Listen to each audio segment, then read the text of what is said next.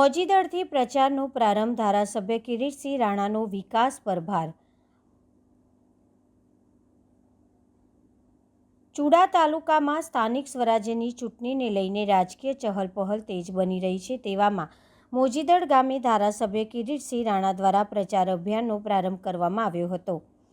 લીંબડીના ધારાસભ્ય કિરીટસિંહ રાણાએ મોજીદળ ગામેથી પ્રચાર દરમિયાન વિકાસની રાજનીતિને આગળ ધપાવવાનો દ્રઢ નિર્ધાર વ્યક્ત કર્યો હતો. તેમણે જણાવ્યું હતું કે ભાજપ શાસિત ચુડા તાલુકા તેમજ જિલ્લા પંચાયતના ગઢને અકબંધ રાખવા માટે પાર્ટી દ્વારા આક્રમક રણનીતિ સાથે મોરચા સંભાળવામાં આવ્યો છે.